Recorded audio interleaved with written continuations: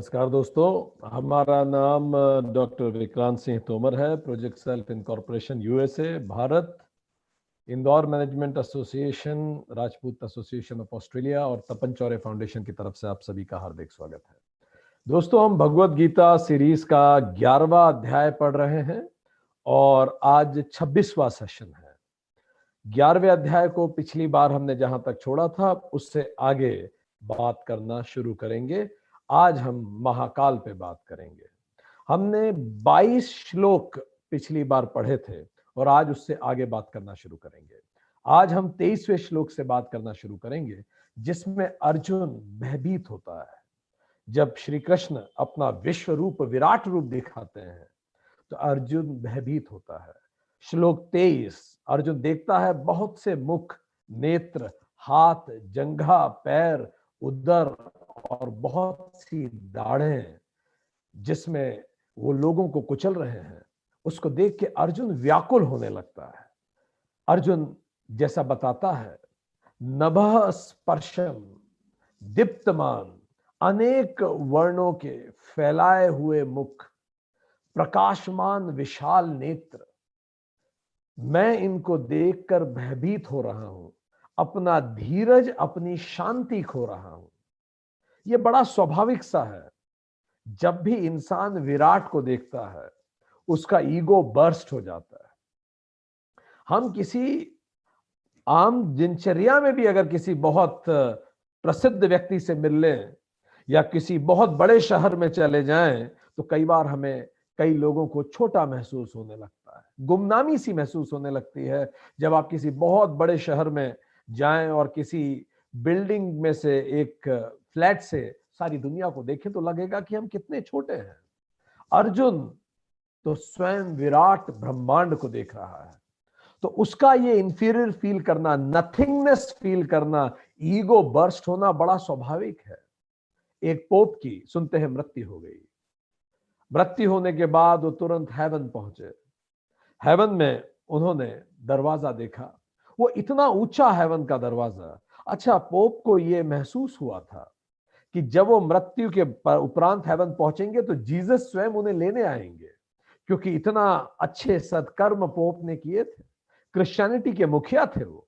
पर जैसे ही वो हेवन के दरवाजे पे पहुंचे तो दरवाजा इतना ऊंचा था, जब पोप ने ऊपर देखा कि ऊपर कोई उसका छोर ही नहीं था। फिर पोप ने नीचे देखा तो नीचे भी कोई छोर नहीं था। पोप को समझ में नहीं आया, खटखटाएं तो खटखटाएं किधर इस दरवाजे में। फिर भी पोप ने दरवाजे को खटखटाने का प्रयास किया। एक छोटी सी खिड़की दरवाजे से खुली और उसमें इतनी तेज प्रकाश आया मानो 1000 सूरज एक साथ चमक रहे हो। पोप की आंखें चुंधिया गई। उन्होंने आंखों पे हाथ रख के बोला, हे जीसस, हे प्रभु, हे ईसा, आप अपने तेज को कम कर लीजिए, मैं आपको देख नहीं सकता, इतना तेज है आप में। अंदर से आवाज आई, मैं द्वारपाल हूं, बताइए क्या काम है। वो एकदम से घबरा गए। पोप को लगा कि वो स्वयं जीसस हैं, 1000 सूरज जैसा प्रकाश। और आवाज आई, मैं द्वारपाल हूं। पोप ने कहा, पोप ने अपना नाम बताया, मैं पोप फला फला। जीसस जैसे ही द्वारपाल को पता लगा वो पोप का नाम, तो द्वारपाल ने बोला, हाँ ये ठीक है, पर बताइए क्या काम है आपको। पोप ने बोला, अरे मैं, आपने पहचाना नहीं, मैं क्रिश्चियनिटी का चीफ। द्वारपाल ने बोला, क्रिश्चियनिटी, ये क्या है। पोप को समझ में नहीं आया। हेवन के दरवाजे पे प्रश्न की क्रिश्चियनिटी क्या होती है। पोप ने फिर से कहा, अरे मैं वेटिकन सिटी का चीफ। द्वारपाल ने बोला, वेटिकन सिटी, ये कौन सी बात है, क्या कह रहे हैं आप। पोप हड़बड़ा से गए। पोप ने बोला, वेटिकन सिटी यूरोप में एक देश है। द्वारपाल थोड़ा नाराज होकर बोला, आप कैसी बातें करते हैं, अजीब सी, क्या होता है ये यूरोप, कौन से शब्द आप बोल रहे हैं। कभी यूरोप बोलते हैं, कभी क्रिश्चियनिटी बोलते हैं, कभी वेटिकन सिटी, ये सब क्या है। पोप कांपने लगे और उन्होंने बोला, अरे यूरोप पृथ्वी पे एक महाद्वीप, अर्थ पे। द्वारपाल ने थोड़ा नाराज होकर कहा, ये अर्थ क्या होती है, देखिए आप काम की बात कीजिए, अन्यथा मैं खिड़की पुनः बंद कर दूंगा। धरती क्या होती है, क्या बोल रहे हैं आप। पोप एकदम से घबरा गए। पोप ने बोला, 1 मिनट रुको रुको रुको, वो सोलर सिस्टम में हमारा प्लेनेट अर्थ मैं वहां से आया। द्वारपाल ने बोला, सोलर सिस्टम किसकी बात कर रहे हैं आप? क्या कौन सा सोलर सिस्टम? इससे पहले कि पोप फेंट हो जाते, पोप ने बोला, एक क्षण और रुकिए, मिल्की वे गैलेक्सी, उसका सोलर सिस्टम। द्वारपाल ने बोला, अच्छा हाँ, गैलेक्सी कुछ सुना हुआ लग रहा है, आप अपनी गैलेक्सी का नंबर बताएंगे, कोई कोड आपकी गैलेक्सी का? क्योंकि ऐसे तो इतनी गैलेक्सी हैं कि मैं ढूंढने बैठ जाऊं तो अरबों साल ढूंढने में निकल जाएंगे आपकी गैलेक्सी को, नाम से अगर मैं ढूंढूं तो कोई कोड नंबर आपकी गैलेक्सी का आपको याद हो? पोप ने बोला, गैलेक्सी के भी कोड होते हैं। तो बोला, अच्छा ठीक है, अगर आपको गैलेक्सी का कोड नहीं पता, तो द्वारपाल ने बोला, अपनी यूनिवर्स का तो कोड आपको पता होगा ना, कौन सी संख्या की यूनिवर्स? पोप पसीने पसीने होने लगे कि क्या यूनिवर्स के भी नंबर होते हैं? द्वारपाल ने बोला, ऐसी तो असंख्य यूनिवर्स है, ऐसे मैं कब तक ढूंढूंगा आपको, मुझे आप क्षमा करें। पसीने पसीने छूट गए पोप के, और एकदम से उनका सपना टूटा और उठ के बैठ गए पोप। और पोप को रियलाइज हुआ, इंसान कितना छोटा है उस विराट के सामने।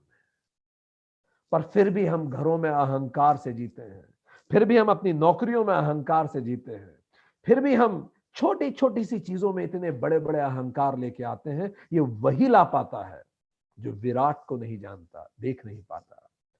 श्लोक 25 में अर्जुन कहता है, प्रलय काल की अग्नि, ऐसी अग्नि मानो प्रलय आ गया हो, प्रलय काल की अग्नि सा प्रज्वलित आपका मुंह, इसको देखकर मैं दिशा ही भूल गया हूं, मैं घबरा रहा हूं, मैं सुख नहीं पाता अब इस रूप को देख के। हे जगन निवास, आप प्रसन्न हो। मैं थर थर कांपता हूं, मैं ऐसी अग्नि देख के घबरा रहा हूं। मत भूलिए, अर्जुन एक प्रकांड योद्धा है, पर वो स्वयं मृत्यु के सामने खड़ा है।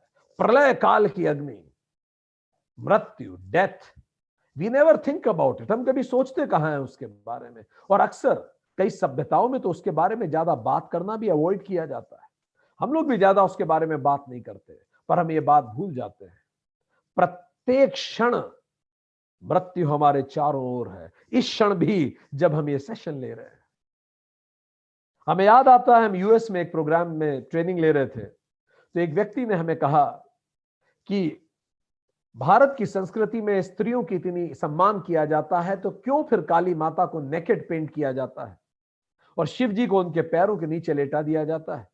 हमने कहा, उस चित्र को जरा गौर से देखें आप, वो केवल चित्र नहीं है, जीवन का यथार्थ है।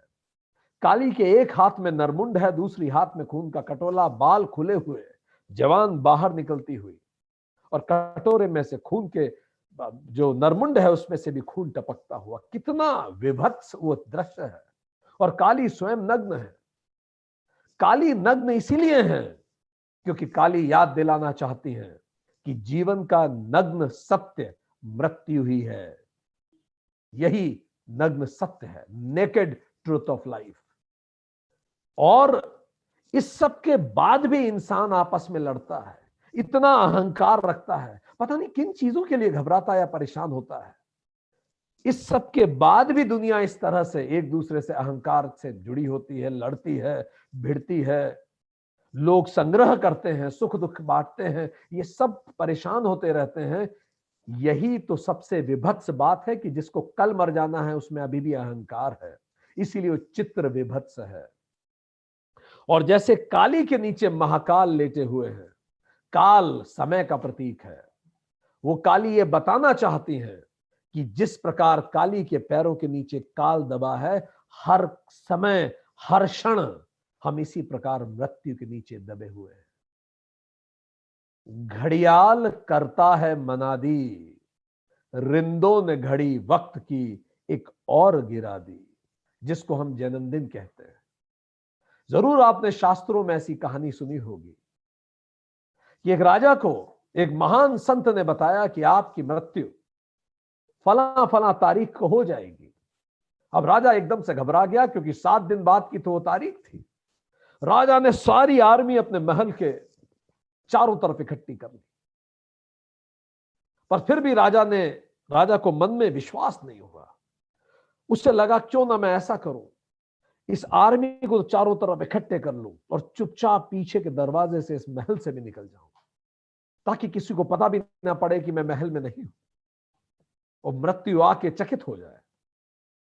राजा रातों रात वहां से निकल गया राज्य से। 1 दिन, 2 दिन, 3 दिन लगातार घोड़ा दौड़ाता रहा।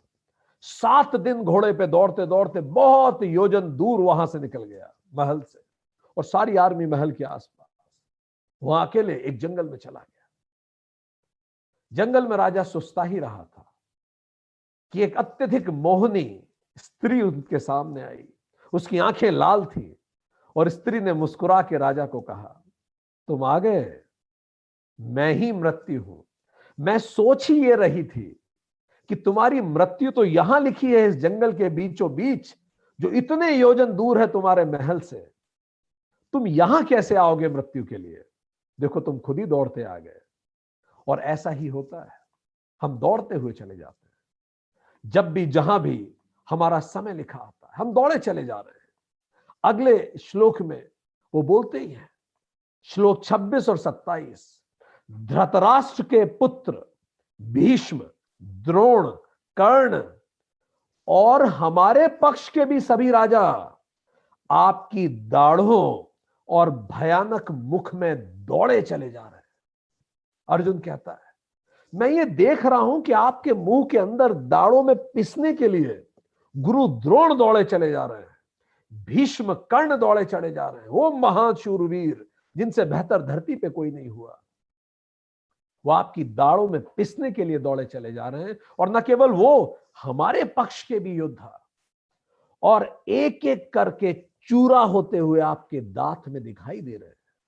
अर्जुन घबरा रहा है ये देखकर कि कैसे वो एक एक करके चूर हो रहे हैं। कब्रिस्तान में जब भी आप जाएं, आपको जितनी कब्रें दिखें, ये याद कीजिए, ये महसूस कीजिए कि हर कब्र में सोए हुए इंसान भी एक तरह हमारे जैसे ही तो जीवित थे। उनके भी सपने थे, उनकी भी भविष्य की योजनाएं थी। वो भी अपने जीवन में बड़े व्यस्त थे। वो भी सुबह उठ के टीवी देखते थे जैसे हम देख रहे हैं। वो भी ब्रश किया करते थे, नाश्ता करते थे, बातें करते थे, ऑफिस जाते थे। They also had people they love. उनके भी कुछ लोग थे जिन्हें वो प्रेम करते थे। They had celebrities they admire. कुछ सेलिब्रिटीज थी, उनकी फेवरेट स्टार थे मूवी के। वो भी उनकी फेवरेट कोई मूवी रही थी, उनकी भी कोई म्यूजिक था फेवरेट। उनके जीवन के भी स्पेशल मोमेंट्स थे। उनकी भी पसंदीदा कार थी, उन्होंने भी फार्म हाउस बनाए थे, वो भी जन्मदिन मनाते थे, उनकी भी एनिवर्सरीज थी, उनकी भी यादें हैं, उनकी भी यादें थी। पर जैसे हम कभी नहीं सोच पाते इस तरह से कि एक दिन हम चले जाएंगे, इस सबको बिल्कुल यही इसी तरह से छोड़ के हम चले जाएंगे। कुन फाया कुन, कुरान कहती है, जो बना है सो फना है। ये नाटक यही खत्म हो जाएगा। आपकी दोस्ती, आपकी दुश्मनी, आपकी सोच, आपका दर्शन, आपका अधिकार, आपकी जिम्मेदारियां, ये सब यही इसी तरह खत्म हो जाएगा। जो दोस्त और दुश्मन एक दूसरे से कभी नहीं मिले, दो दुश्मन जब एक दूसरे से कभी नहीं मिले, जब उनकी अंत्येष्टि होगी तो उनकी चिता की राखें एक दूसरे से मिल जाएगी और बताएंगी कि ये सारा ब्रह्मांड अद्वैत है, हम एक ही हैं। तो अर्जुन कहता है, दौड़े चले जा रहे हैं सब। क्या हमने हमारे समय में ऐसा नहीं देखा? 23 जून 1980 की तारीख याद कीजिए। अजीब तारीख आपको लगी होगी। 23 जून 1980 की तारीख संजय गांधी से संबंधित है। ये तारीख, संजय गांधी जो इंदिरा गांधी के बड़े सुपुत्र थे, वो तेज विमान चलाने के शौकीन थे। जब जनता दल की सरकार आई भारत में, तो 1974 में, 76 में जब जनता दल की सरकार आई, 1976 में उनका विमान का लाइसेंस रद्द कर दिया गया। जनता दल ने बोला आप विमान नहीं उड़ाएंगे। पर 1977 में इंदिरा गांधी की सरकार पुनः आ गई। इंदिरा गांधी प्रधानमंत्री थी और इमीडिएटली संजय गांधी को पुनः विमान उड़ाने का लाइसेंस मिल गया। पिट्स S2A, वो विमान जिसमें 2 लोग 2-3 लोग बैठ सकते थे। आनंद फानंद सारे अप्रूवल्स हुए और 23 जून 1980 संजय गांधी उस विमान को लेके अंतिम उड़ान पे चल दिए। सारे अप्रूवल्स इसीलिए जल्दी हुए थे क्योंकि उनकी माताजी प्रधानमंत्री थी। क्या माताजी को पता था कि उनके इन्फ्लुएंस से जो सारे अप्रूवल्स मिल रहे हैं एविएशन के उनके बेटे को, वो उनकी अंतिम फ्लाइट की तरफ जा रहे हैं? कितनी जल्दी में सब कुछ हुआ। यही तो अर्जुन कह रहा है, सब दौड़े चले जा रहे हैं। संजय गांधी का शव बड़े दुर्भाग्यपूर्ण रूप से कई टुकड़ों में टूट गया। सोचिए इंदिरा गांधी जैसी महान नेता पर क्या बीती होगी जब हॉस्पिटल में वो खड़ी रही उस कमरे में, जिस कमरे में डॉक्टर उनके पुत्र के शरीर को सिल रहे थे ताकि उसको एक साथ किया जा सके। क्या हमें पता होता है? अर्जुन यही कह रहा है, आपको नहीं पता कौन सी फ्लाइट अंतिम है और सब दौड़े चले जा रहे हैं। उज्जैन में एक मारुति वैन है, उसके पीछे लिखा है, धीरे धीरे चला जा रहा हूं, जिसे जल्दी हो आगे निकल जाए। तो लोग जब उसको पीछे से देखते हैं हंसते भी हैं और ओवरटेक करने लगते हैं, पर जैसे ही लोग उस मारुति वैन को ओवरटेक करते हैं, पास में देखते नीचे से लिखा है बड़ा बड़ा अक्षरों में, ऊपर लिखा है धीरे धीरे चला जा रहा हूं, जिसे जल्दी हो आगे निकल जाए। जैसे ही पास पहुंचते नीचे लिखा है बड़े अक्षरों में, मरघट की ओर, मरघट की ओर। तो लोग तुरंत ब्रेक लगाते हैं कि भाई इसको ओवरटेक नहीं करना है, इसी को जाने दो। बट देन आप ओवरटेक करें ना करें, वो बिल्कुल जीवन का यथार्थ लिखती है। हम सब ऐसे ही जा रहे हैं। अगर आपको 10 अप्रैल 1912 की तारीख याद हो, तो लोगों ने टिकट लिए थे टाइटैनिक के। टाइटैनिक की पहली यात्रा और अंतिम यात्रा 10 अप्रैल 1912 में हुई। 55 मीटर ऊंचा, 275 मीटर लंबा, इतना महान Titanic, unsinkable, pride of British, ship of dreams, largest ever. किसी ने यह कहा था इसको परमात्मा तक नहीं डुबो सकता। अपनी पहली यात्रा में अटलांटिक ओशन के ठंडे पानी में जम गया। 1500, 1500 अत्यधिक अमीर लोगों को अपनी जान गंवानी पड़ी। And that proved to be ticket of death. वो मृत्यु का टिकट सिद्ध हुआ। यही अर्जुन कह रहा है। श्लोक 28 में अर्जुन कहता है, बहुत से जल के प्रवाह जैसे समुद्र की ओर दौड़ते हैं। आप देखिए नदियां समुद्र के पास जाके तेज हो जाती है। श्लोक 28 में अर्जुन बोलता है, बहुत से जल के प्रवाह जैसे समुद्र की ओर दौड़ते हैं, वैसे ही नर लोक के वीर आपके प्रज्वलित मुख में प्रवेश कर रहे हैं। तेजी से लोग दौड़ते चले जा रहे हैं आपके प्रज्वलित मुख में और दाढ़ों में चबाए जा रहे हैं। हिंदुस्तान में 1214 रोड क्रैश रोज होते हैं। रोज आज भी 378 लोग रोज रोड क्रैश में मृत्यु को प्राप्त होते हैं। दुनिया भर में हर साल 13.5 लाख लोग रोड एक्सीडेंट में समाप्त हो जाते हैं। उन्हें नहीं पता कि ये उनकी अंतिम यात्रा है। उन्हें नहीं पता होता कि आज जो वो घर से निकले हैं वो नहीं लौटने वाले हैं। हर साल दुनिया में 5.70 करोड़ लोग इसी तरह किसी न किसी कारण से इस दुनिया से विदा हो जाते हैं। क्या मूल उनके 5 सबसे बड़े माध्यम बनते हैं दुनिया में मृत्यु के? पहला is heart attack and strokes. 15 million people हर साल हार्ट अटैक और स्ट्रोक से इस दुनिया से जाते हैं। इसीलिए अपने घर में खाने पीने का विशेष ध्यान रखिए।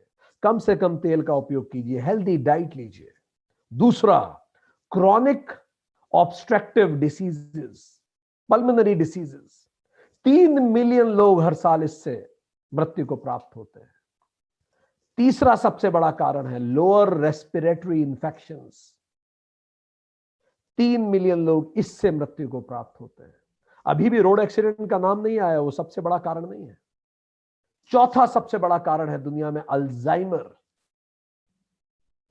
2 करोड़ के करीब लोग, 2 मिलियन के करीब लोग इससे मृत्यु को प्राप्त होते हैं। और पांचवा इज कैंसर से संबंधित रोग 1.9 मिलियन एवरी ईयर। तो दोस्तों, इसीलिए बहुत इंपॉर्टेंट है कि हम अपने आप को स्वस्थ रखें और प्रयास करें स्वस्थ रहने का, क्योंकि death is the greatest truth of life.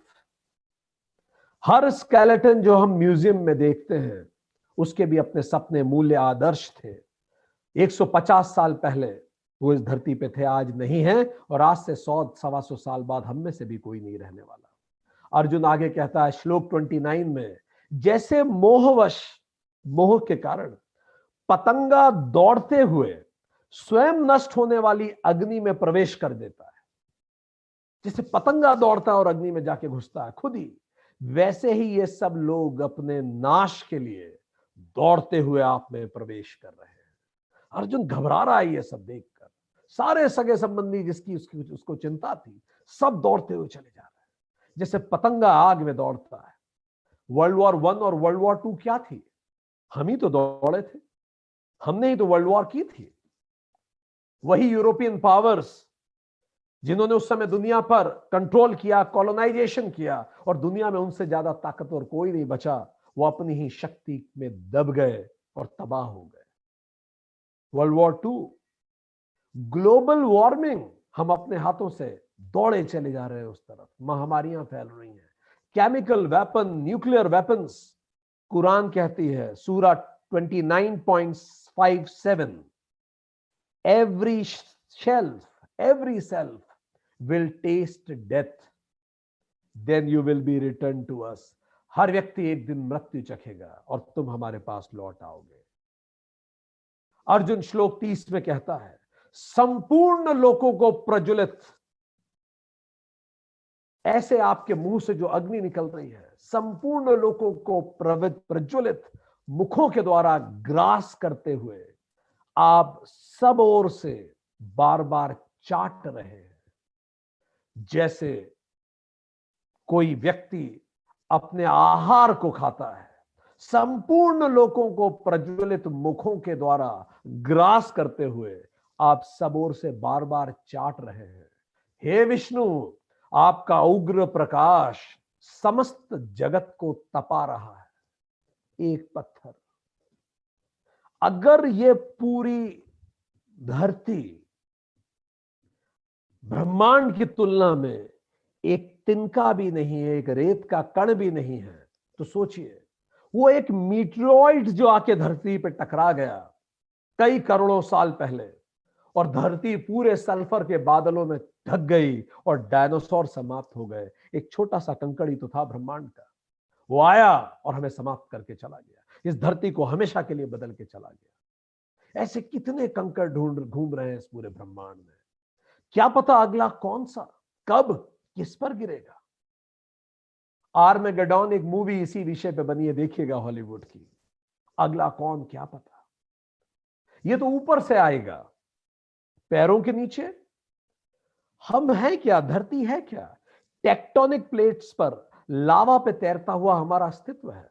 धरती के अंदर है तो लावा, हम उन प्लेट्स पे तैर रहे हैं, और पता नहीं कब, कहां से, कौन सी टेक्टोनिक प्लेट की धड़कनों से, उनकी टकराहट से कहां कौन सा ज्वालामुखी फूट जाए। पढ़िए आप पेम्पे का इतिहास, इतना रिच एंड फेमस लोग जो पेम्पे में रहा करते थे। माउंट वेसुवियस का ज्वालामुखी फूटा, लोग घरों में वहीं बैठे बैठे समाप्त हो गए, और आज तक पेम्पे को लोग याद करते हैं। लोग सड़कों पे दौड़ते हुए वहीं के वहीं खत्म हो गए, लावा इस कदर फैला। तो इस तरह लावा पे तैरता हुआ हमारा अस्तित्व। जापान जैसे देश में हर 2 मिनट में भूकंप आते हैं, हर 2 मिनट में भूकंप आते हैं, पर हर भूकंप इतना शक्तिशाली नहीं होता कि पता पड़े। जापान ने दुनिया में सबसे ज्यादा निवेश किया है भूकंप में, अरबों खरबों डॉलर लगाए हैं, पर 1995 में जब जापान में भूकंप आया, संभलने की बात तो दूर है दोस्तों, जापानी तकनीक भूकंप को प्रिडिक्ट तक नहीं कर पाई कि आने वाला है। एक भूकंप हमारे दुनिया के सबसे बड़े बड़े शहरों को हीप ऑफ क्रैप, कचरे के ढेर में बदलने के लिए सफिशिएंट है। सुनामी, टाइकून, हरिकेन, ये सारे वही तो स्टॉर्म्स हैं। इसी की बात अर्जुन कर रहा है, यही अर्जुन कह रहा है। केवल हम इसी की बात क्यों करें? स्वास्थ्य, जिसको हम स्वास्थ्य कहते हैं, लोग जो इसको महसूस किए वो जानते हैं केवल एक खबर है। स्टीफन हॉकिंस बिल्कुल स्वस्थ थे, अचानक उन्हें खबर मिली कि उनके अंदर पैरालिसिस के सिम्टम्स बनना चालू हुए। उनकी जिंदगी बदल गई। अंततः उनकी पलक, एक आंख की पलक झपकने के अलावा उनका पूरा शरीर पैरालाइज्ड हो गया। सुपरमैन क्रिस्टोफर रीव, इतनी महान सुपरमैन की मूवीज करने के बाद he got infected by paralysis, और उसके बाद वो उभर नहीं सके। 80 नैनोमीटर का एक वायरस ने पूरी धरती को घुटनों पे लाके खड़ा कर दिया। हॉस्पिटल की एक रात आपको जिंदगी के बारे में इतना सिखा देती है कि जितना आप 10 साल में नहीं सीख सकते। एक है जेरेमी क्लाइव, ये कैम्ब्रिज यूनिवर्सिटी का स्टूडेंट था। आप इसका नाम नहीं जानते होंगे, हम भी नहीं जानते थे, हमारे तो कहीं पढ़ने में आया। कैम्ब्रिज यूनिवर्सिटी से लॉ पढ़ रहे थे। कितना किसके मन में सपना होगा ना, कैम्ब्रिज से पढ़ रहा था, इतना अच्छा लॉ ग्रेजुएट।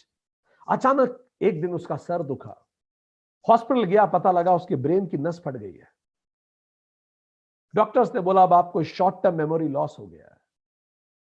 यह व्यक्ति अब 5 मिनट से ज्यादा कोई बात याद नहीं रख पाता, 5 मिनट बाद भूल जाता है। अब वो खाना भी खाता है तो रिकॉर्ड करता है कि मैंने खाना खाया और 3 रोटी खाई, ताकि 5 मिनट बाद जब वो भूल जाए तो फिर से रिकॉर्ड सुन सके कि मैंने 5 मिनट पहले क्या किया। उसके करियर, उसका सपना, उसकी सोच, सब धुआं है। और यही क्यों, स्वास्थ्य की बात क्यों करें? बुजुर्गी, घंटे, दिन, महीने, साल, दशक यूं बीत जाएंगे। पलट के देखिए, ऐसा लगता है कल तक तो बच्चे ही थे, ब्लिंक ऑफ आई। फिर भी यंग को लगता है अभी तो वो दिन बहुत दूर है। और अचानक आप किसी मार्केट से गुजर रहे होंगे और आपको मार्केट में किसी कांच पे एक बुजुर्ग व्यक्ति दिखेगा और आप ठटक के देखेंगे तो आपको रियलाइज होगा, अच्छा ये मैं ही हूं, क्या हो गया मेरी स्किन को, आप ऐसा देखेंगे। किसी गार्डन में आप जाके बैठेंगे तो कई बार आपको महसूस होगा किसी ने आपको नोटिस ही नहीं किया, जैसे आप हो ही है ही नहीं। और इसके अतिरिक्त शरीर कमजोर होने लगेगा। Benjamin Franklin, who is called one of the founding fathers of United States of America, जिसने पूरे यूएस को बदल के रख दिया, अपने अंतिम पलों में करवट तक नहीं ले पा रहे थे, इतने कमजोर हो गए थे। और उन्होंने कहा था, एक मरता हुआ व्यक्ति कर ही क्या सकता है। जैसे एक सेब फल को आप रख दीजिए, कुछ दिनों बाद वो श्रिंक हो जाएगा, सिकुड़ जाएगा और सड़ने लगेगा। बस वही हमारा अस्तित्व है। स्किन की इलास्टिसिटी, अभी देखिए हमारी स्किन इतनी इलास्टिक है, आप ऐसे खींचेंगे छूटेगा वापस वैसी की वैसी हो जाएगी। छोटे बच्चे की स्किन को आप इतना खींच भी नहीं सकते, उसमें इतनी इलास्टिसिटी है ही नहीं। और आप अपने से 50 साल अधिक उम्र के किसी व्यक्ति से मिलिए, जो व्यक्ति 80 और 90 की उम्र के बीच में हो, उनकी स्किन आप खींचेंगे तो उनकी स्किन में इतनी झुर्रियां हैं कि जब आप स्किन ऐसे करेंगे तो वो वैसी की वैसी रह जाएगी, क्योंकि स्किन की इलास्टिसिटी समाप्त हो गई है। स्किन ने शरीर को छोड़ना शुरू कर दिया। आपकी नाक, आपकी आंख, आपके कान सब बदलना चालू हो जाएंगे। खूबसूरती की परिभाषा बदल जाएगी। आप कभी भी गूगल करके देखिए, सेलिब्रिटीज जो अपने जमाने में कैसे दिखती थी, वो अदाकाराएं, और आज वो कैसी दिखती हैं। स्वाभाविक है, सबको उसी से गुजरना है। ये तो चलो स्किन है, शरीर है। आप ही कभी ऐसा करके देखिएगा, अपने गाल के पास अपने 3 साल की उम्र के बच्चे का चेहरा लगाइए और देखिए उसके चेहरे पे क्या एनर्जी है, और आज अपना चेहरा देखिए। उसके अतिरिक्त ये तो स्किन और शरीर है, सेंसरी एंड मेमोरी लॉस होना चालू हो जाता है। अमिताभ बच्चन खुद कहते हैं, कई बार मैं कमरे में जाता हूं और भूल जाता हूं कि क्या करने गए थे, और फिर वापस आ जाते हैं। सेंसरी लॉस होने लगता है, मेमोरी लॉस होने लगता है। हम इतने टेम्पररी हैं इस प्लेनेट पे। We are too temporary to have permanent problems. We are too temporary to have egos in this planet. We are too temporary to worry for everything, for anything. Quran कहती है, have they not traveled on earth and seen the final fate of those who traveled before them? क्या लोगों ने अपने पहले आए हुए लोगों का हश्र नहीं देखा इस धरती पर? They had greater strength than them, वो लोग जो आपसे भी ज्यादा ताकतवर थे, and cultivated the land and inhabited it in far greater numbers than them, और आपसे भी बड़े बड़े एम्पायर्स उन्होंने बनाए, आपसे भी बड़े बड़े काम किए, पर वो भी लौट गए। These messengers, their messengers also came, उनके लिए भी कोई बताने वाला मसीहा आया था।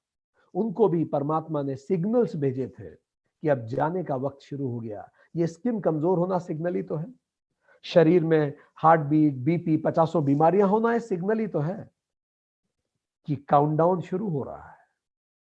God would never be wrong them, भगवान ने उनको गलत नहीं किया, बट दे रॉन्ग्ड देमसेल्व्स, उन्होंने ही अपने गलत कर्मों से खुद को गलत सिद्ध किया। कुरान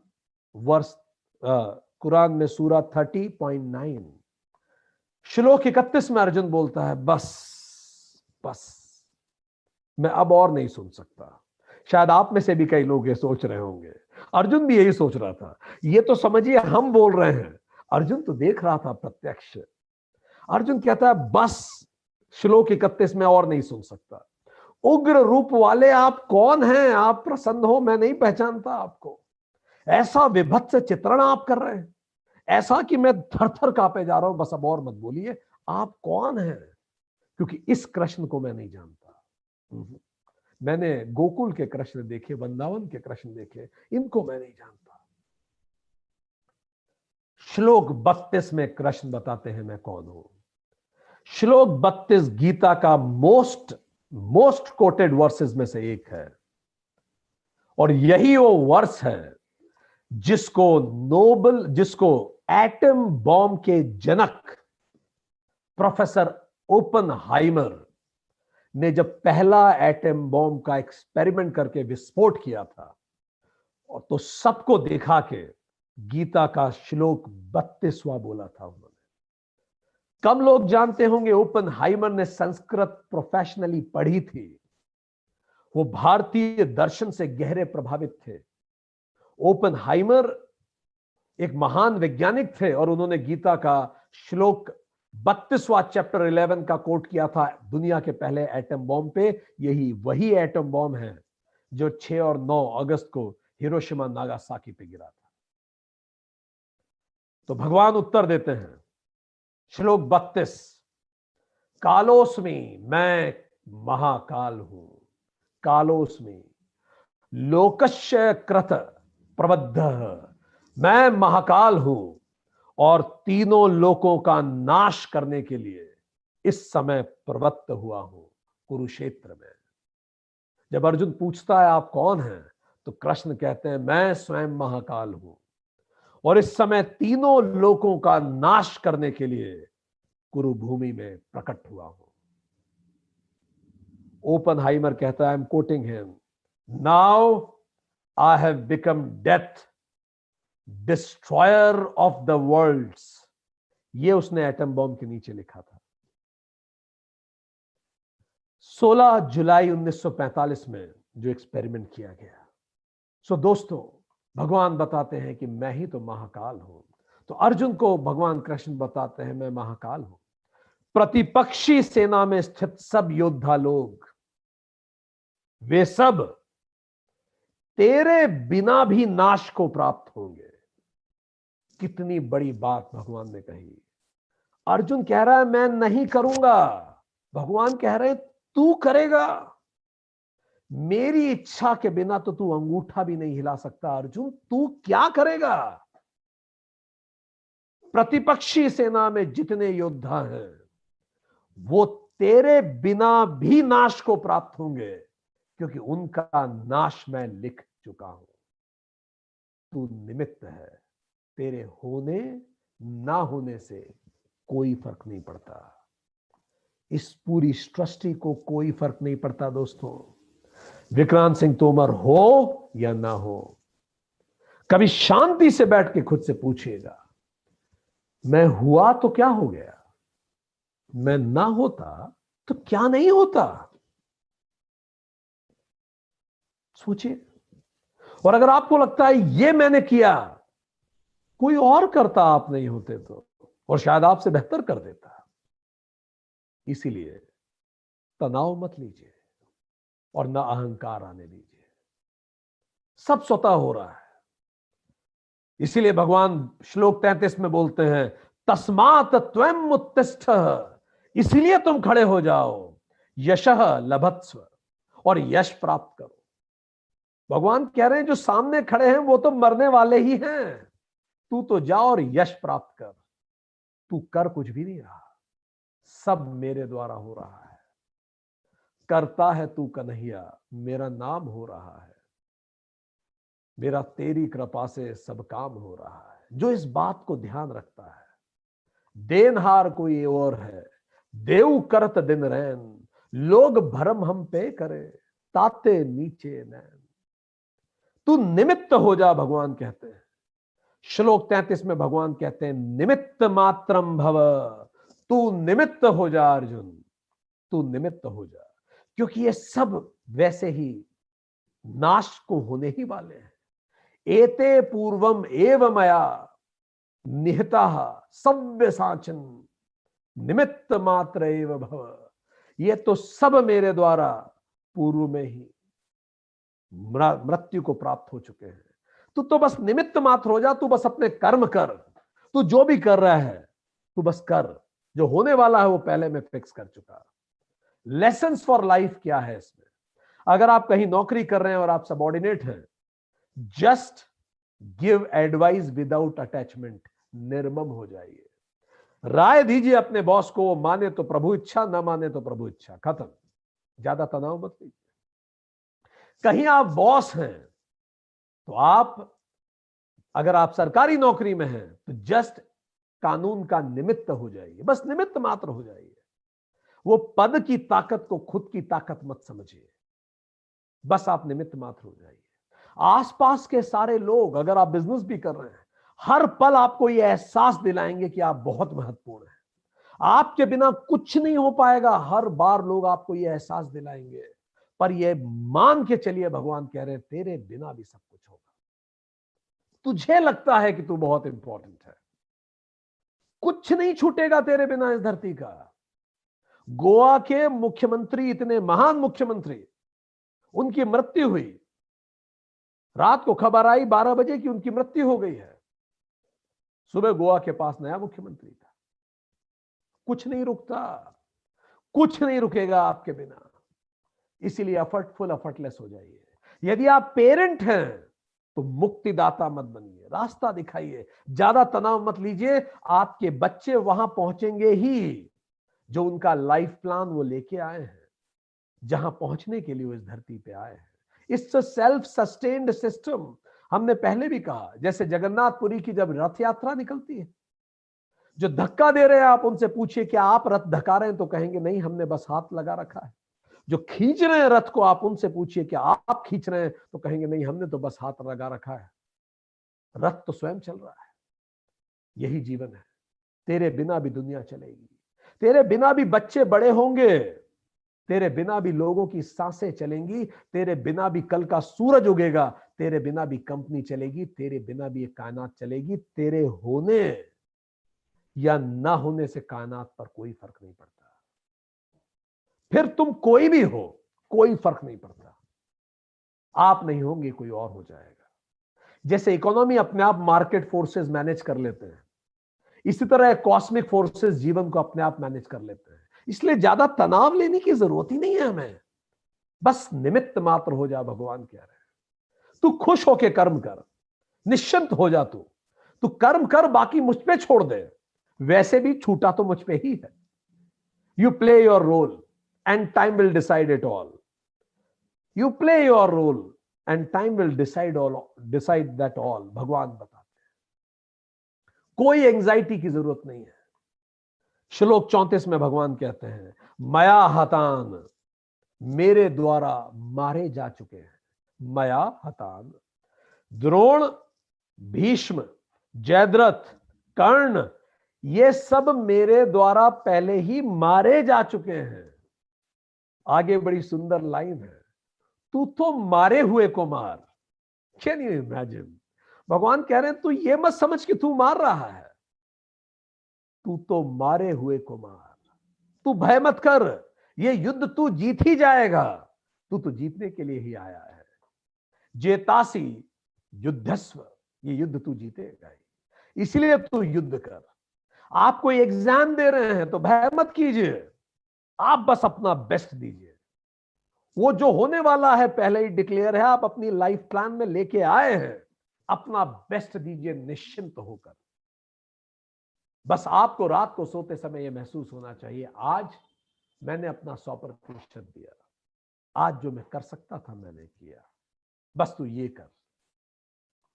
कहते हैं, भागवत में कथा आती है, हमारी फेवरेट कथाओं में से एक है, ये सारी गोपियां बांसुरी से बड़ी ईर्ष्या करती थी, क्योंकि कृष्ण सबको छोड़ सकते थे पर बांसुरी को कभी नहीं छोड़ते थे।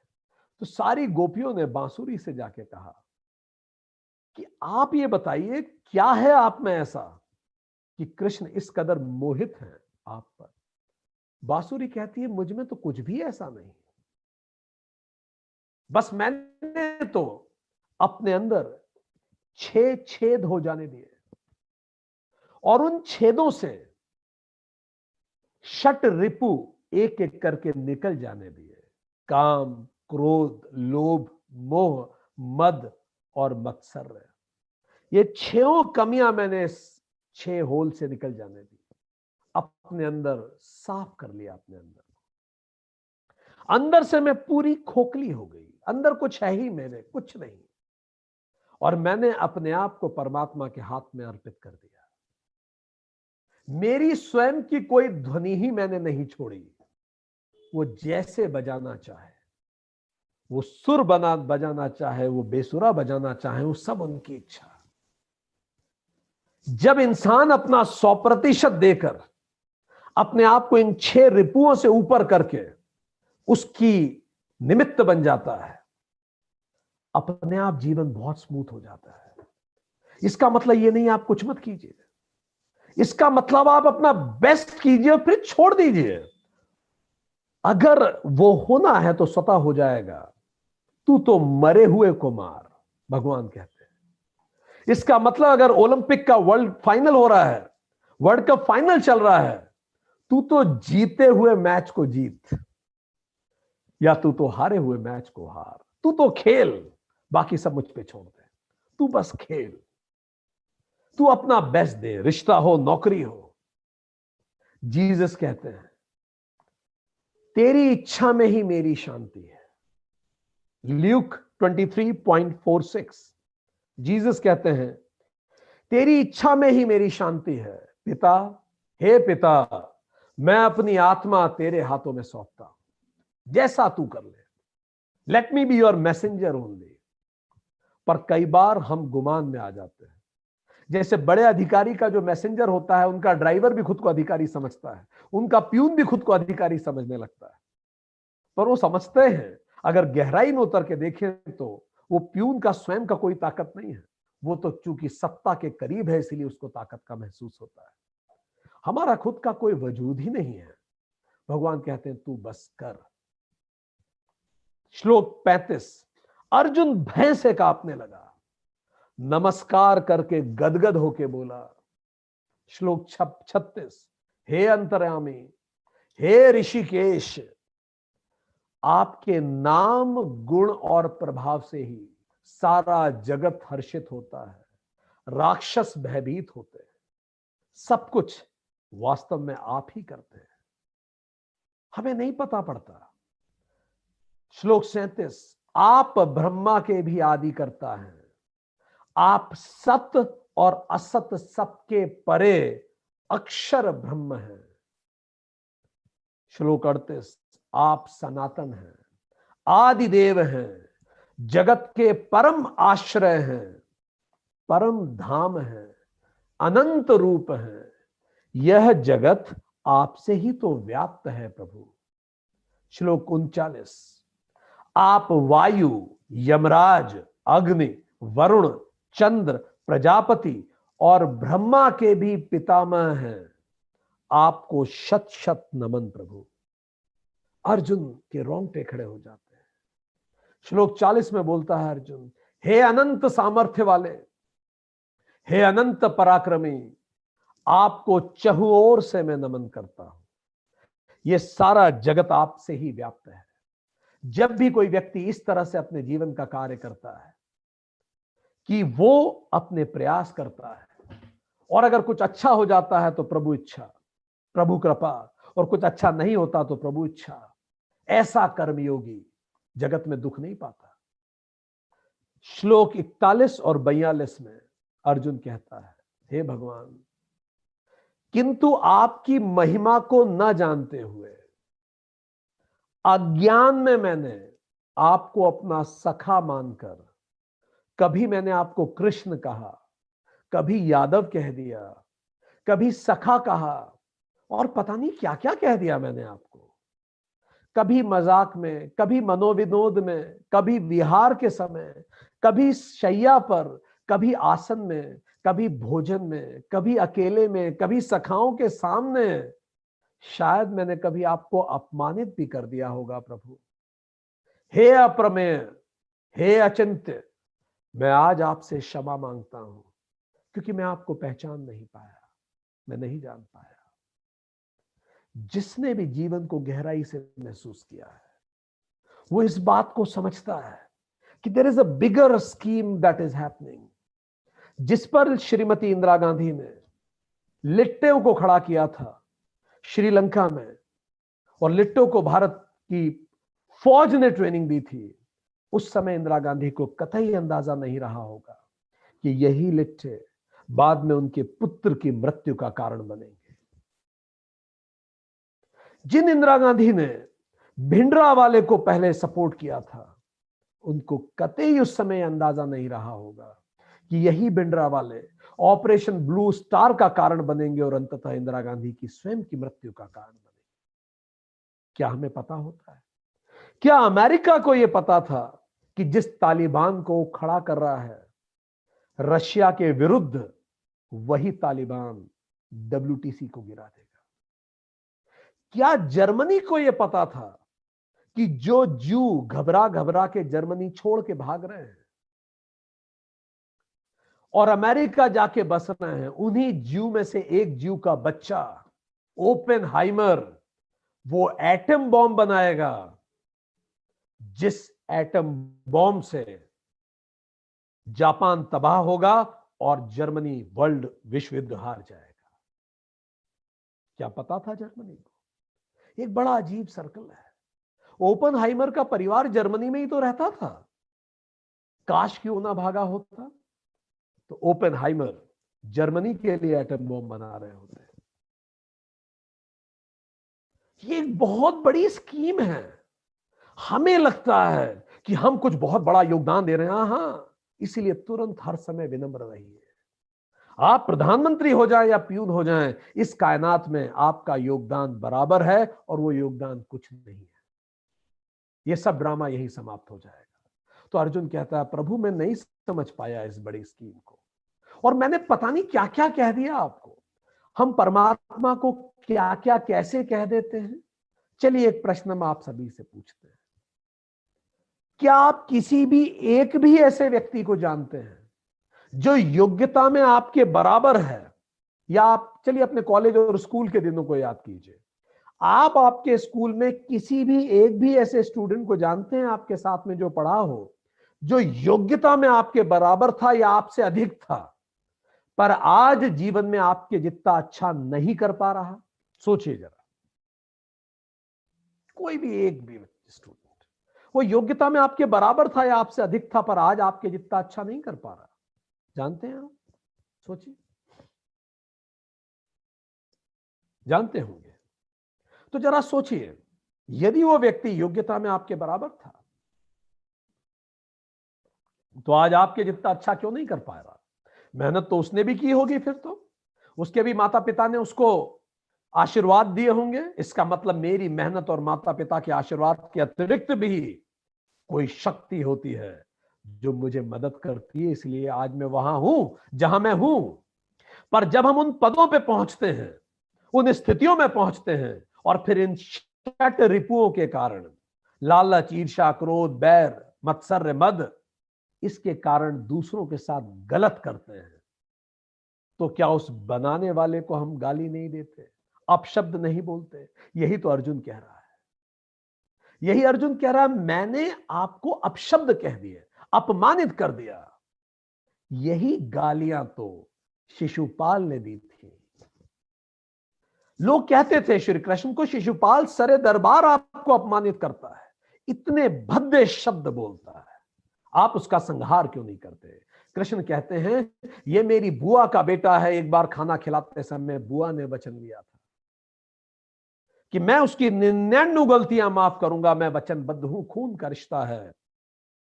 ऐसा नहीं है कि मैं उसकी गालियां सुन नहीं रहा, मैं उसकी गालियां गिन रहा हूं। तो जब भी हम मजबूत पदों पर बैठकर अन्याय करते हैं, अहंकार में आते हैं, मद में आते हैं, तो हम उस बनाने वाले को अपशब्द बोलते हैं। उसके लिए हमें शर्मिंदा होना चाहिए। और गवाह है मैथोलॉजी, जब 100वीं बार शिशुपाल ने गाली दी तो सरे दरबार कृष्ण ने उसकी गर्दन काट दी। तो जिस भी व्यक्ति का नाम आप पेपर में छपा देखें कुछ गलत काम के लिए, मान लीजिएगा कि आज इसका घड़ा पूरा हो गया, आज इसकी गिनती पूरी हो गई, इसकी गिनती पूरी हो गई। गिनती सबकी जारी है, हर पल जारी है। पर कुरान कहता है अल्लाह रहीम है, वो 10 बार माफ करता है परमात्मा, 11वीं बार सजा देता है। तो अर्जुन यही कह रहा है, प्रभु मैंने अपमानित कर दिया आपको। जब जब मैं खुद को मानता हूं कि मैंने कुछ अचीव कर लिया, मैंने कोई तीर मार लिया बहुत बड़ा, मैं अपमानित ही तो करता हूं उस परमात्मा को, उस बनाने वालों को, उस कायनात को, क्योंकि मैं हूं ही क्या। श्लोक 23 में अर्जुन कहता है, आप ही मेरे पिता हैं प्रभु, आप ही गुरु, आप ही पूज्य हैं, आपके समान तीनों लोकों में और कोई नहीं भगवान। श्लोक 44 में अर्जुन कहता है, मैं अपनी काया को आपके चरणों में अर्पित करके स्तुति करता हूं, साष्टांग प्रणाम, कोई अहंकार नहीं, कोई भी अहंकार नहीं। इसी कारण हिंदुस्तान में पैर छूने की परंपरा शुरू हुई। यह बड़ी महत्वपूर्ण मनोवैज्ञानिक परंपरा है। याद रखिए, मन और शरीर एक जैसा होता है। छोटे बच्चों का मन निर्मल होता है, इसलिए तो शरीर भी कोमल होता है। जैसे जैसे उम्र बढ़ती है, मन की निर्मलता कम हो जाती है, इसलिए शरीर भी तो कड़क होने लगता है। शरीर और मन एक दूसरे के साथ चलते हैं, इसलिए हिंदुस्तान में शरीर को झुकाने की परंपरा रखी। आप बिल्कुल बैंड हो जाइए, कमर से झुक जाइए, सर लगाइए अपने बुजुर्गों के पैरों पर। जब आप झुकेंगे कि तो झुकेगा आपका अहंकार भी। जब आप किसी के पैर छूते हैं, अपने गुरु के पैर छूते हैं, तो आप उसे सम्मान नहीं दे रहे, आप अपने अहंकार को खत्म कर रहे हैं।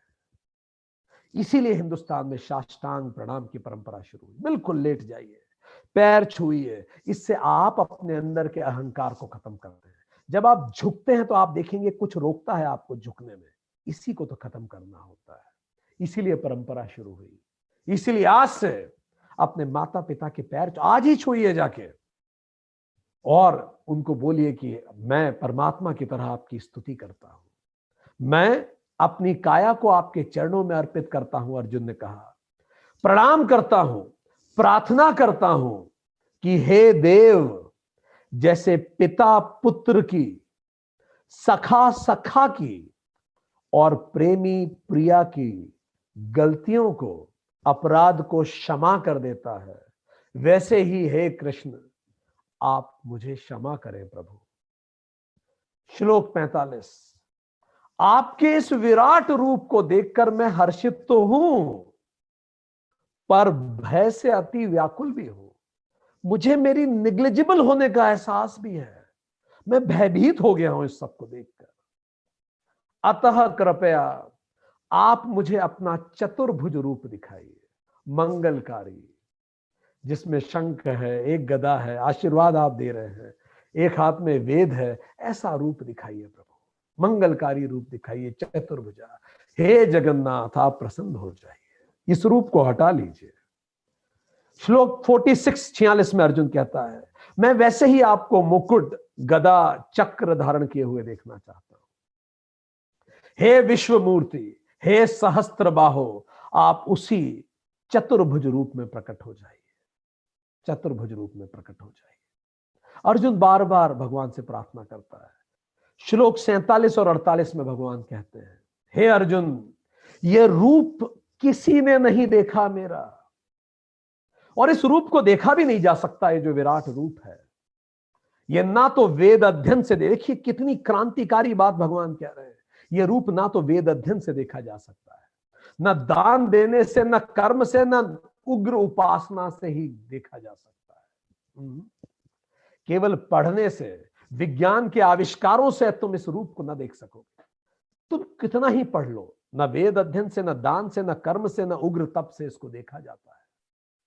फिर भगवान बताते हैं इसको कैसे देखा जा सकता है। श्लोक 49-50 में भगवान पुनः सौम्य मूर्ति में आ गए, चतुर्भुज रूप दिखाया। वो सौम्य मूर्ति जिससे मन हर्षित होता है, जिसको हम घर में विष्णु रूप में पूजा करते हैं। अति शांत रूप, मुस्कुराता हुआ रूप।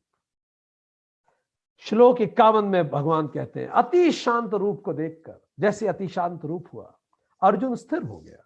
उसको देख के अर्जुन का मन प्रसन्न हो गया। श्लोक 54 में अर्जुन को भगवान बताते हैं कि कैसे उस विराट रूप को देखा जा सकता है। भगवान कहते हैं, केवल अनन्य भक्ति से, एक ही भाव से मुझे तत्व रूप में जाना जा सकता है। सिंगल माइंडेड डिवोशन एंड अनन्य भक्ति से। जब आपका डिवोशन सिंगल माइंडेड होता है, तभी आप मुझ तक पहुंच पाओगे, मेरा वो रूप देख पाओगे। मैं टाइम पास नहीं हूं कि बाकी सब चीजों से समय मिला तो क्लास अटेंड कर ली, बाकी सब चीजों से समय मिला तो मेरे बारे में सोच लिया ना। सिंगल माइंडेड डिवोशन, हर तरफ जब तुम्हें मैं दिखूंगा, तुम उस विराट रूप को देख पाओगे। श्लोक 55 में कृष्ण बोलते हैं, मत कर्म कृत, निमित्त मात्र से कर्म कर। समरी है, निमित्त मात्र से कर्म कर, बस तू निमित्त है। अपना वो एहसास याद रख, तू कुछ नहीं है, तू ऐसा कुछ नहीं कर रहा जो तुझसे पहले कोई ना कर सकेगा, ना तेरे बाद कोई कर पाएगा। दूसरा, मेरा परायण हो जा, उपासना कर मेरी, इस पूरी यूनिवर्सल कॉन्शियसनेस की उपासना कर। आसक्ति रहित हो जा, निष्काम कर्म कर। सर्वभूतेषु निर्वैर, और सभी भूतों में तू मुझे देख, समदर्शी हो जा। इस तरह से जो अनन्य भक्ति से युक्त होता है, केवल वही मुझे मेरे वास्तविक रूप में देख पाता है। और इसी के साथ गीता का चैप्टर 11 समाप्त होता है। तो एक क्विक समरी लेते हैं दोस्तों हम इस चैप्टर की। हमने बात शुरू की थी और हमने ये देखा था कि किस तरह से अर्जुन भयभीत होता है। और भयभीत होकर हमने देखा कि अर्जुन कहता है कि मैं व्याकुल हो रहा हूं, मैं भयभीत हो रहा हूं, मेरा धीरज शांति में खोता जाता हूं। आपके मुंह से प्रलय की अग्नि निकलती है, चारों दिशाओं को मैं भूल गया हूं, मैं घबरा गया हूं। हमने काली माता की तरह बात समझी कि कैसे हर काल हम काली के नीचे दबे हैं, मृत्यु चहों ओर है। हम दौड़ते हुए जाते हैं उस तरफ। कब्रिस्तान के लोगों के भी सपने थे। धृतराष्ट्र के पुत्र भीष्म, द्रोण, कर्ण, सभी पक्ष के, इस पक्ष और उस पक्ष के योद्धा दौड़े चले जा रहे हैं काल का ग्रास होने के लिए, दांतों के बीच में पिसे जा रहे हैं। कुन फाया कुन, जो बना है सो फना है। दोस्त हो, दुश्मन हो, पाकिस्तान हो, हिंदुस्तान हो, सब इसी तरह से उसी एक अपरंपार के हिस्से हैं, दौड़े चले जा रहे हैं।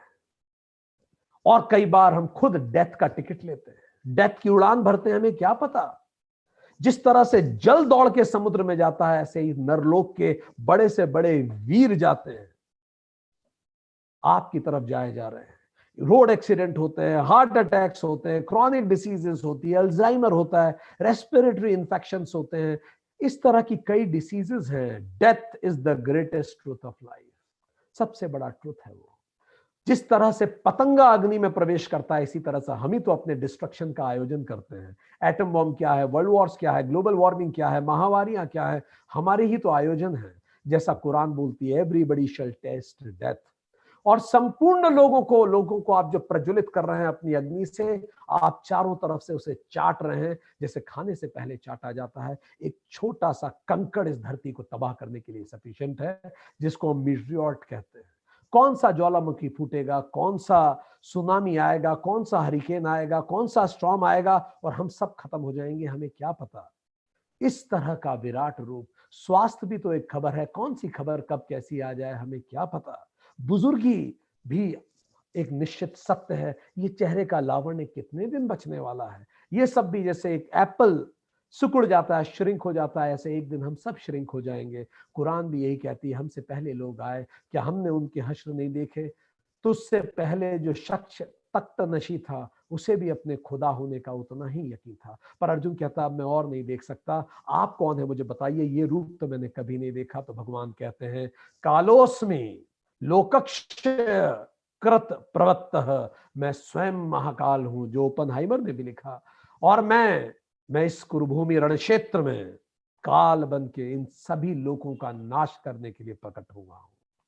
भगवान आगे कहते हैं इन सब लोगों को मैं समाप्त करने के लिए आया हूं, इसलिए तू उठ और यश प्राप्त कर। ये तो मरे हुए हैं, तू मरे हुए को मार, तू बस निमित्त हो जा, केवल निमित्त हो जा। बॉस हो, सबॉर्डिनेट हो, पेरेंट हो, जो भी हो, ये जगन्नाथपुरी का रथ है यात्रा। पूरा जीवन ये स्वतः चलता है, दुनिया तेरे बिना भी चलेगी। बच्चे बड़े होंगे तेरे बिना, सांसें चढ़ेंगी लोगों की, सूरज उगेगा, कंपनी चलेगी, सब कुछ तेरे बिना भी होगा। बस तू इंजॉय कर इस लाइफ को, अपने काम को कर और तनाव मत ले, तू निश्चिंत हो जा, सब कुछ मुझ पे छोड़ दे। You play your role, time will decide all. Anxiety तू छोड़ दे। भीष्म, द्रोण, कर्ण ये सब मारे जा चुके हैं, तू तो जाके केवल युद्ध कर। जैसे जीसस ने कहा, हे पिता मैं अपनी आत्मा को तेरे हाथ में सौंपता हूं, तू तो बांसुरी बन जा। उन 6 छेदों से अपने 6 रिपू को निकाल दे और तू एक इंस्ट्रूमेंट बन जा।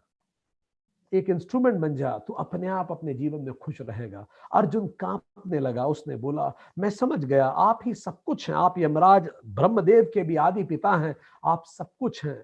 आज मुझे एहसास हुआ, मैं जब खुद को कुछ बड़ा समझता था, मैं कितनी बड़ी गलती करता था। हे प्रभु, आपकी महिमा को मैंने जाना नहीं, आप प्रसन्न हो जाएं प्रभु, आप मुझे माफ कर दें प्रभु। और मैं आपको क्या क्या मैंने नहीं बोला, आप ही मेरे पिता बंधु सब कुछ हैं। जैसे दोस्त दोस्त को माफ करता है, जैसे प्रेमी प्रिया को माफ करता है, जैसे पिता पुत्र को माफ करता है, आप मुझे माफ करें और इस विनाशकारी रूप को हटा के चतुर्भुज मंगलकारी रूप में आ जाएं प्रभु। मुझसे गलती हो गई, मैं आपको नहीं पहचान पाया।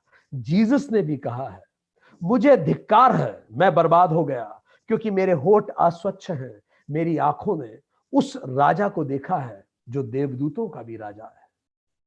जीसस ने जब भगवान को एक ऊंचे सिंहासन पे बैठा देखा, तो जीसस ने कहा, ल्यूक 6:15, मैं आपको वैसे ही गदा चक्र रूप धारण किए हुए देखना चाहता हूं, फिर से मैं आपको मंगल मूर्ति में देखना चाहता हूं प्रभु, आप प्रसन्न हो जाएं। भगवान ने कहा कि ये रूप ना तो वेद अध्ययन से मिलता है, ना दान से, ना कर्म से, ना उपासना से मिल सकता है। ये अति शांत, ये विराट रूप जो मेरा है, इसको देखने के लिए अर्जुन तू निमित्त मात्र बन जा, मेरा परायण हो जा, मेरी उपासना कर, निष्काम होके कार्य कर, समदर्शी हो जा। अनन्य भक्ति से जो युक्त होता है वही मुझे प्राप्त करता है। आज के लिए इतना ही, नमस्कार।